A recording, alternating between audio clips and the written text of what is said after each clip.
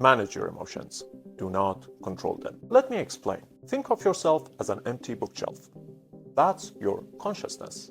It's pure and nothing is going on there. Whatever you experience, it is just an object of your consciousness.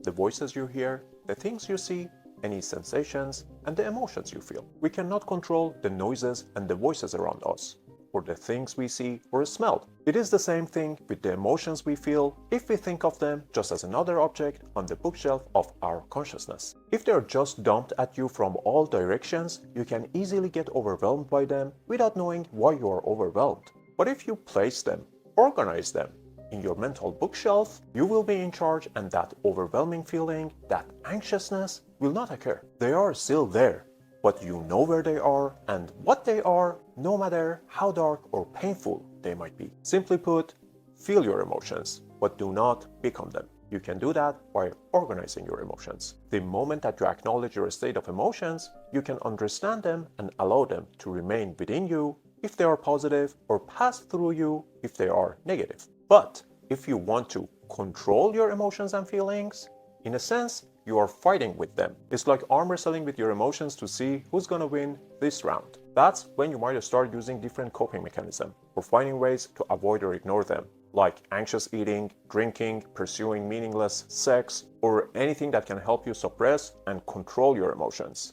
And that's just exhausting and destructive. But if you act as a witness, allow your emotions to come through and approach them with grace, you become aware of what you are experiencing instead of being affected by them. You might say, well, how would that help? If you acknowledge and witness what's going on inside you, you are above the experience and not defined by it. That gives you the agency to shift your focus consciously and use behavioral protocols and techniques to remove yourself and your attention from one object of consciousness, let's say negative or anxious feelings, to another object of consciousness, like your breath or the sounds around you. Yes, easier said than done. Trust me, I have struggled with all of that. You name it, I've gone through it, and I was able to find a final one-stop solution for it. I named it the Proud of Yourself Protocol. Let me break it down for you. We are blessed and gifted with magical tools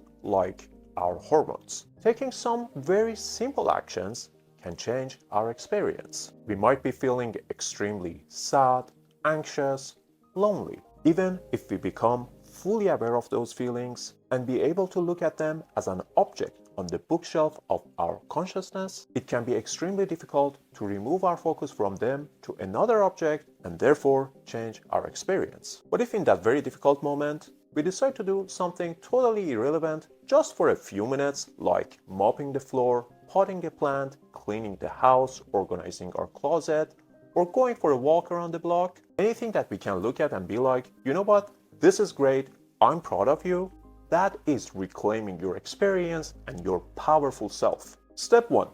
Next time you are drawn into and overwhelmed by a negative feeling, write it down on a piece of paper or a sticky note.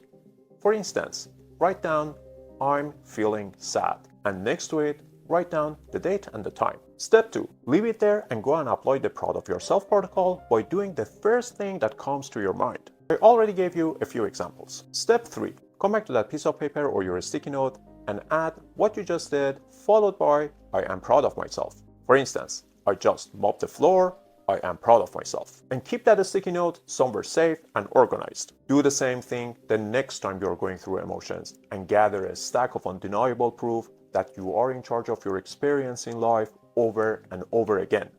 And that is indeed something to be proud of. Remember, if you are driven by a vision, that is a positive emotion. So in keeping with that theme, I highly encourage you to watch this video, a conversation between Dr. Andrew Huberman and Dr. Jordan Peterson, which revolves around the influence of vision on human performance and brain. And as always, please don't forget to leave your questions and recommendations in the comments, and like, subscribe, and hit the notification bell so you won't miss next week's video.